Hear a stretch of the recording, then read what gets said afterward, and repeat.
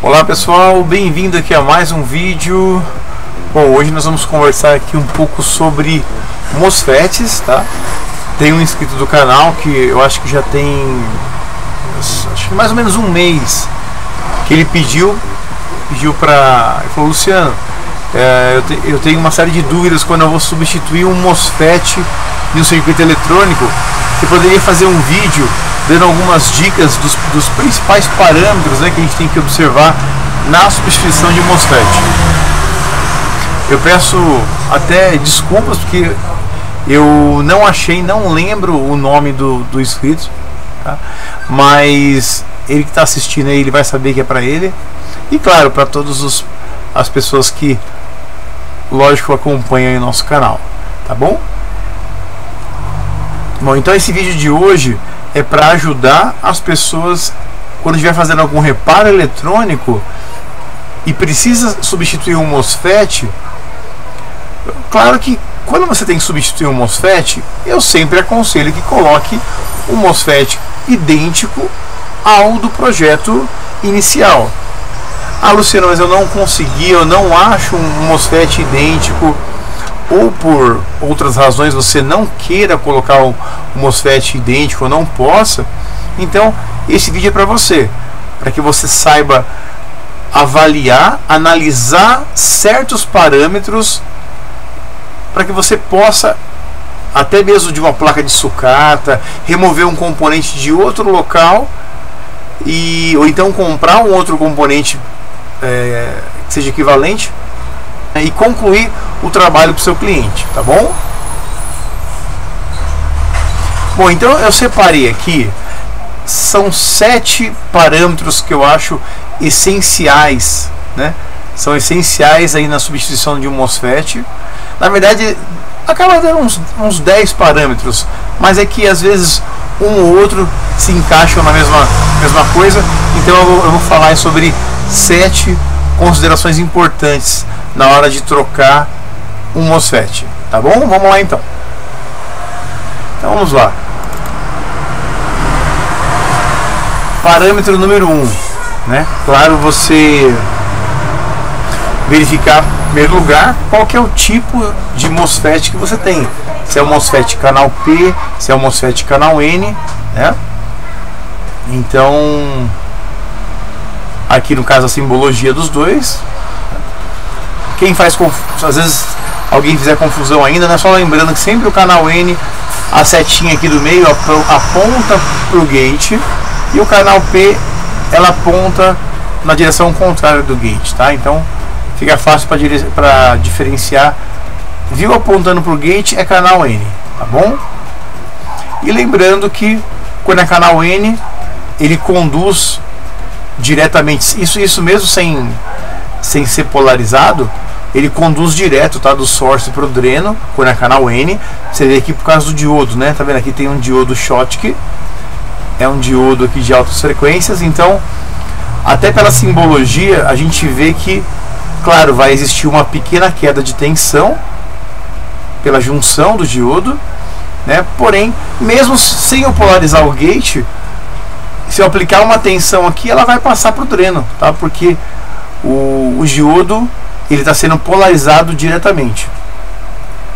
E no canal P, diferente, né? Quando eu aplico uma tensão de dreno, aqui eu polarizo diretamente o dreno, vai passar direto para o source também, só deixando uma pequena queda de tensão aqui, tá bom? Então isso é importante. Às vezes é uma dica que parece até bobinha, mas às vezes tem pessoas que comentam: nossa, Luciano, eu nunca percebi que é verdade. Com essa setinha, então, no canal N de source vai para dreno direto, né? Então você vai ver que geralmente quando você vê um schematic de placa-mãe, quando você vê lá os MOSFETs num PWM, vamos supor lá que está no PWM para gerar as tensões primárias, né? Você vai perceber que o MOSFET lá ele vai ser canal N, e o terra vai estar aqui no source, né? Vai estar no source. Eu não poderia estar com o dreno no terra, eu tenho que estar com o source no terra. que aí não passa aqui, né? A corrente não vem daqui para cá, a não ser que eu polarize o gate, tá bom? Isso mesma coisa pro canal P também, só invertendo aí as situações, tá bom? Então, em primeiro lugar, verificar se o seu MOSFET é canal N ou canal P para fazer a substituição. Bom, vamos agora para o segundo parâmetro extremamente importante, que é o nosso VDS, tá? Então, sempre quando você vai substituir um MOSFET, importantíssimo, você tem que olhar o VDS. O VDS é o que? A tensão entre dreno e source, né?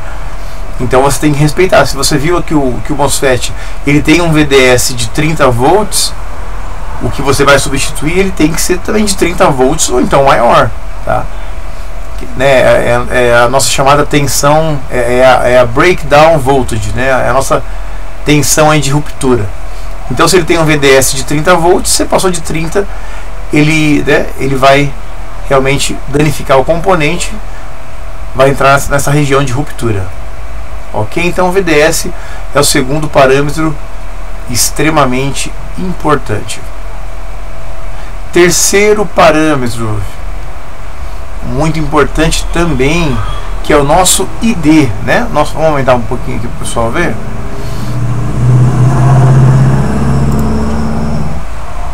Ó, pessoal, vocês já podem ver aqui, né? Deixa eu aumentar um pouquinho mais, ó, tá vendo? ID, né? Corrente de dreno. Às vezes você vai ver também como Continuous Drain Currents, tá? Que é a corrente contínua de dreno. Você vê no caso desse MOSFET aqui, o encapsulamento TO252, a corrente de dreno dele é de até 100 amperes, ó, tá? Então isso aqui é muito importante também. O MOSFET que você vai substituir, a corrente de dreno ela tem que ser igual ao que estava no projeto ou então superior, tá bom? Nunca inferior. Então essa é a corrente contínua de dreno. E também tem a corrente pulsada. Geralmente a corrente pulsada, porque você tem ali às vezes o PWM chaveando, né? Então a corrente pulsada vai ser sempre um pouco maior, às vezes o dobro, 200 amperes. Só que a corrente pulsada ela só é suportada por um breve intervalo de tempo, tá? Então aqui, ó, Continuous Drain Current, né? A corrente contínua de dreno, ID. Então eu tenho aqui, ó, 100 amperes e tenho também 87 amperes. Você vê que é muito importante a questão da temperatura, né? Então você tem que ver o ambiente que vai trabalhar o seu MOSFET. Você vê que a gente variou aqui a temperatura, aumentamos a temperatura em 5 vezes e caiu mais do que 10% a possibilidade de corrente de dreno. E como eu comentei aqui, tem também aqui, ó, Pulsed Drain Current, né? Então a corrente pulsada de dreno, no caso do PWN, né? Então aqui nesse caso ele suporta até 160 amperes, só que, como eu falei, por um curto espaço de tempo, tá? Então, na verdade, o que a gente leva muito em consideração nesse terceiro parâmetro é aqui, tá? O ID, que é a corrente de dreno contínua, tá bom? Então, sempre olha aqui, o seu substituto tem que ser igual ou tem que ser maior. Quarto parâmetro, pessoal, meu RDS ON. O que é o RDS ON? O nosso RDS ON é o que? É a resistência entre o dreno e o source no instante do chaveamento, tá? No instante que eu vou comutar o meu transistor para a região de saturação, tá? Então é a resistência entre dreno e source. O que acontece?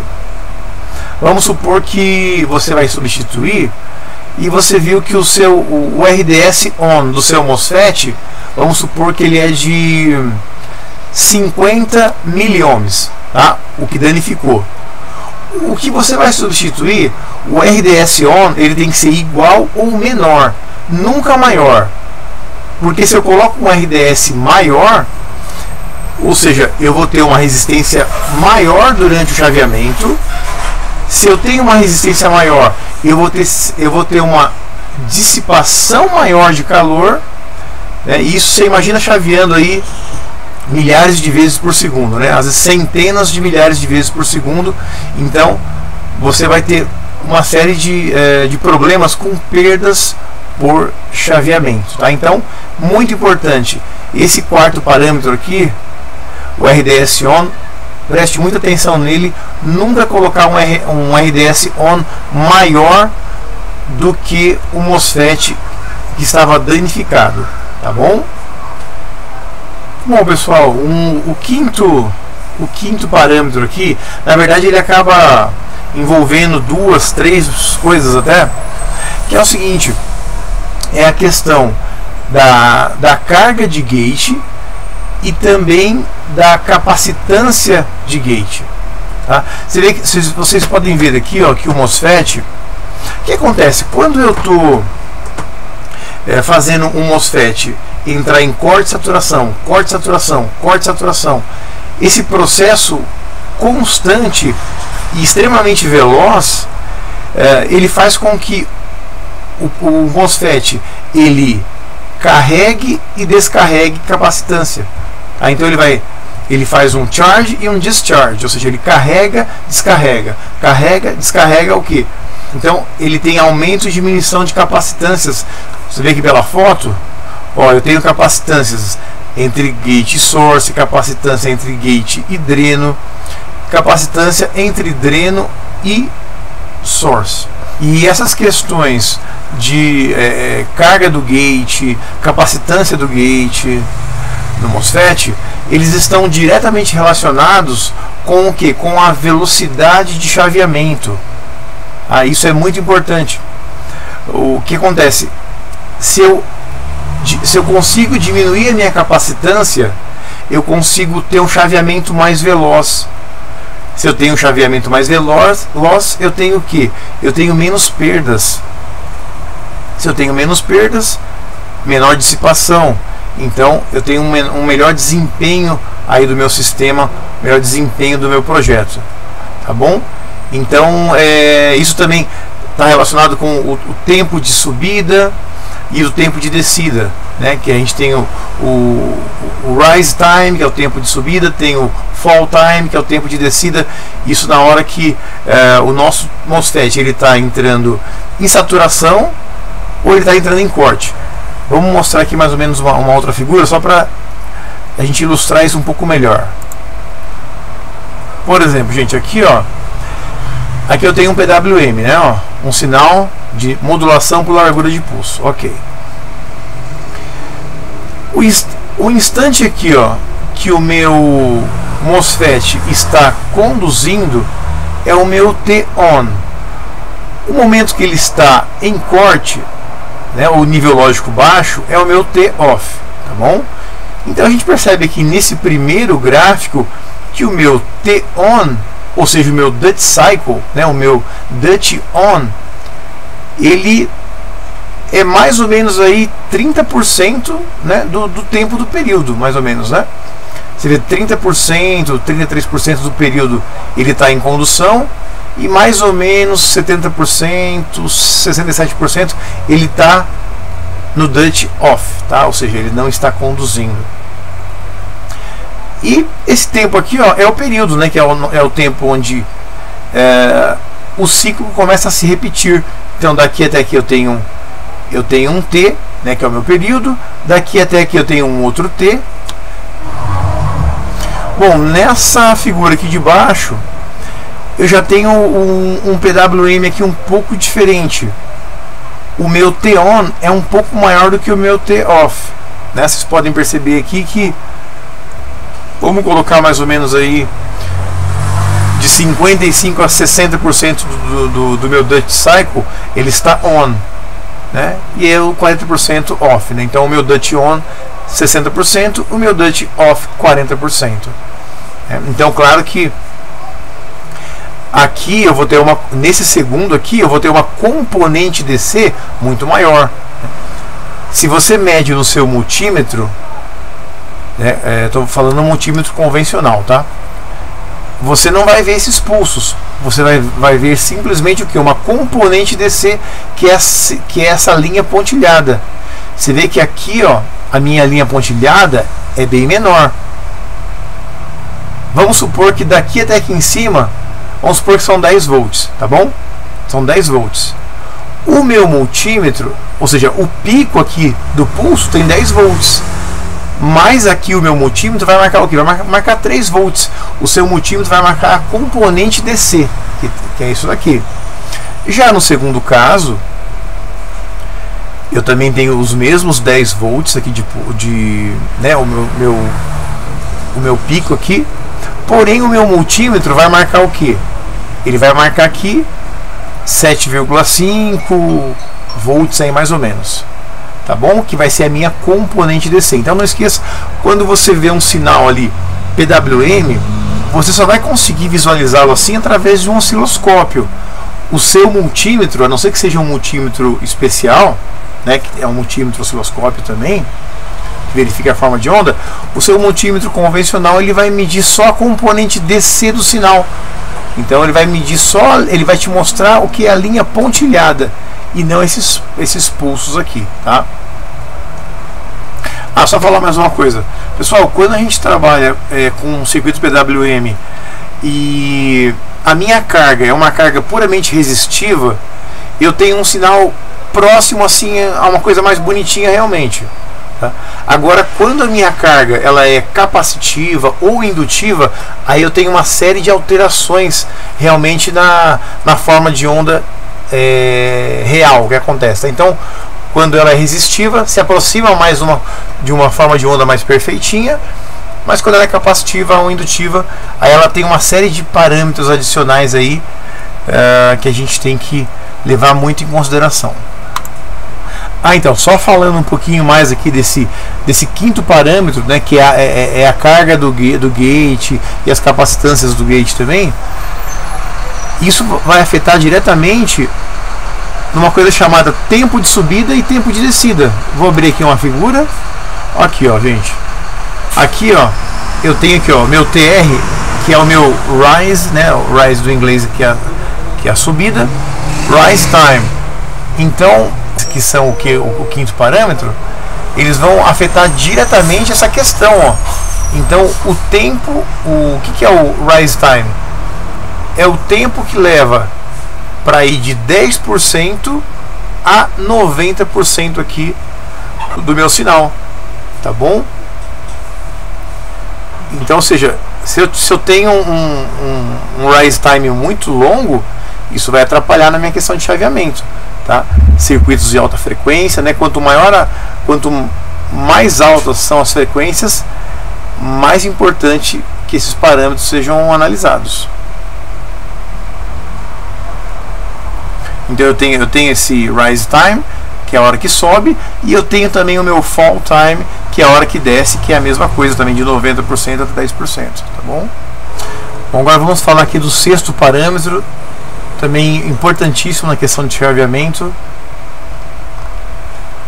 que é o seguinte, gente, é o nosso TRR, que é o Reverse Recovery Time, que é o nosso tempo de recuperação reversa aqui do nosso MOSFET. O que acontece? Quando o MOSFET ele aqui no caso, essa tensão aqui, ó, seria meu nível lógico alto, tá? Aí ele vai descer, vai entrar em nível lógico baixo e depois vai subir, vai para nível lógico alto de novo. Deixa eu abrir isso aqui no Paintbrush, que fica mais fácil para mostrar. Pera aí. Ok, então vamos lá. O meu sinal normal, ó, então ele vem aqui, ó, atenção, ó, tô colocando na linha vermelhinha aqui, ó. Então atenção, ela vem, né? Aí ela desce. Ok. Aí ela vem.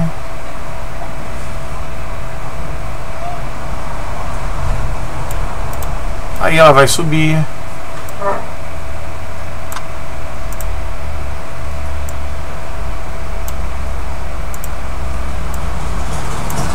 E por aí vai. Então, Essa parte é meu nível lógico alto e aqui é meu nível lógico baixo, tá? Ou seja, aqui é a presença de tensão, a ausência de tensão. Só que o transistor MOSFET, quando ele está chaveando e ele vai mudar, ele passou de saturação para corte, ele tem essa questão aqui, esse parâmetro, né, que é o tempo de recuperação reversa, que é o seguinte: é o tempo que demora para ele ficar pronto de novo. Se eu tenho um tempo muito grande, vai atrapalhar meu chaveamento.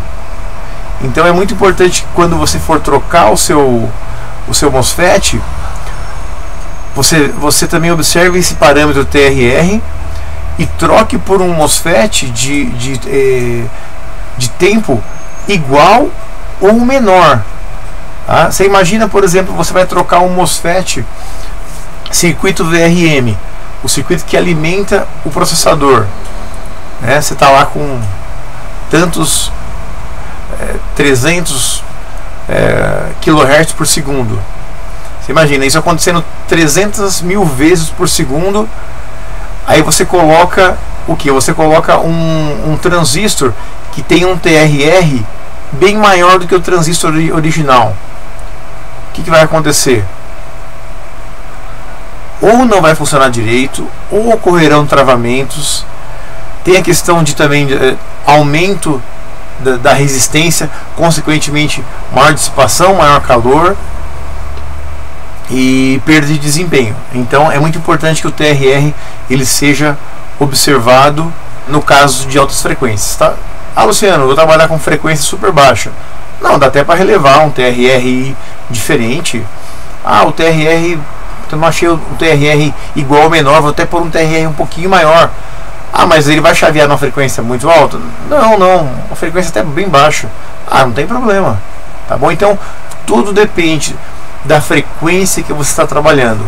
Tá? Quanto mais a gente aumenta a frequência, mais a gente tem que lutar com essas questões que são as perdas por chaveamento. A gente tem que minimizá-las ao máximo, essas perdas, tá bom?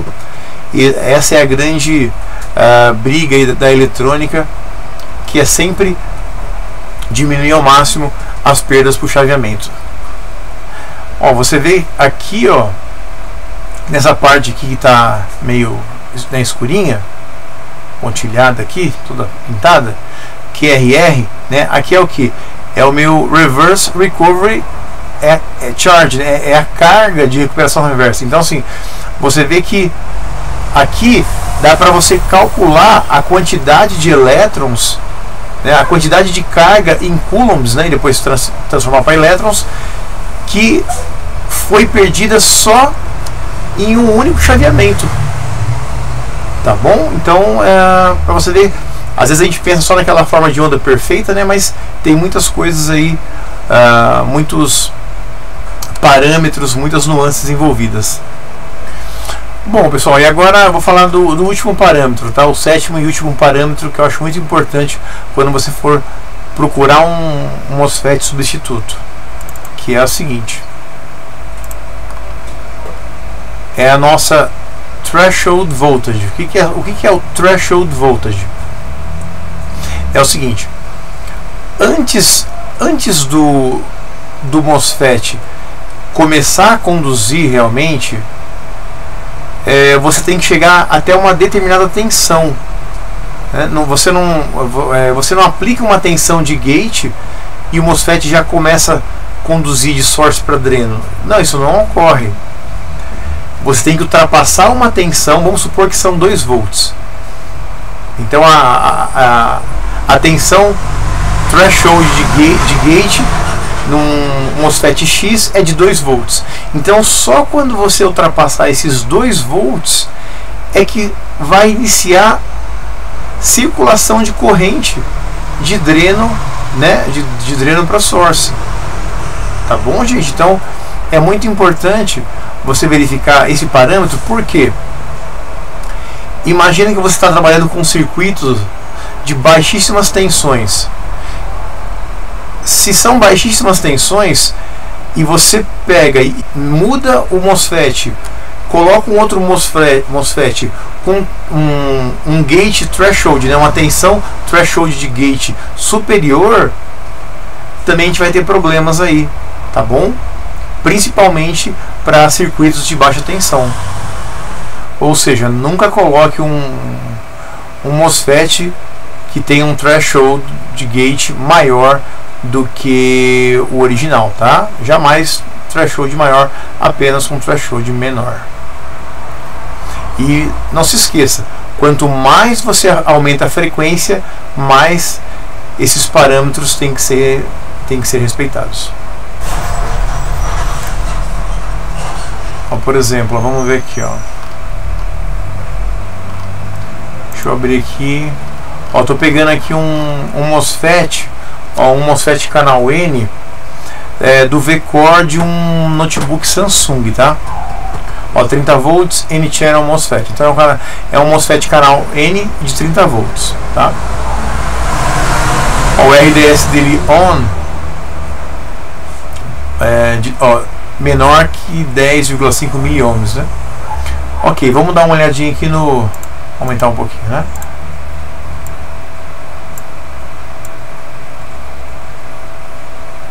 É um encapsulamento QFN, né? Ok. Então nosso VDS que já falamos, a VGS, nosso ID, ok. Corrente pulsada.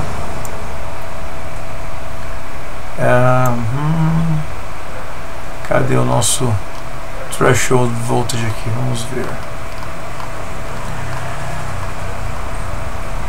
Aqui, pessoal, ó. Vamos aumentar um pouquinho. Aqui, pessoal, ó. Vamos subir. Dá pro pessoal ver bem? Aqui, ó. Ó, o meu. Aqui, ó. Ele é o VTH, tá? TH aqui de threshold. Então, gate threshold voltage. Você vê que ele é dependente de alguns parâmetros, né? Você vê que aqui no caso, ó, mínima, a típica e a máxima. Então vamos colocar aqui mais ou menos 2 volts, ó. Então esse MOSFET aqui, canal N do V-Core do notebook Samsung, ele tem um threshold de 2 volts. Então você vê que o mínimo, ó, são 1.5 volts, ou seja, se eu estou aplicando 1 volt no gate, eu não vou ter condução entre source e dreno, não vai acontecer absolutamente nada. Aí se eu chego a 1.5 volts, opa, já vai começar uma circuito. Vou pegar, por exemplo, um MOSFET, uma tensão threshold de gate de 3 volts, né? Você imagina isso trabalhando ali a 300 kHz, não vai dar certo, né? Tá bom? E aqui eu tenho mais ou menos como que funciona aqui o MOSFET, né, nos PWMs da placa-mãe. Geralmente tem aqui, né, os dois que são canal N, né? Aqui embaixo sempre tem o que? Aqui geralmente é o MOSFET de alta, é o MOSFET de alta, aqui é o MOSFET de baixa, né? Quando esse gate está polarizado, esse não está polarizado e vice-versa, né? Então, quando esse gate polariza, esse vai estar em corte, ou seja, não passa nada daqui para cá. Então vem a tensão através desse indutor aqui que vai alimentar algum estágio. Pode ser um V-Core, pode ser tensões primárias aí, as 5 VOs, 3 VOs, né? E aqui representando a capacitâncias, né, que existem, né? No caso aqui é uma capacitância entre gate e dreno, né? Mas como vimos lá, tem gate, source, dreno e source. Então o circuito PWM ele é constantemente aí carregando, descarregando capacitâncias, né? Bom, é isso, pessoal. O que eu tinha para falar sobre MOSFET. Demorou um pouquinho o vídeo, né? Mas espero que o pessoal tenha aprendido aí algumas questões teóricas, né? muitos já sabem, mas no caso quem não souber, espero que o vídeo tenha ajudado. Um grande abraço e até o próximo vídeo.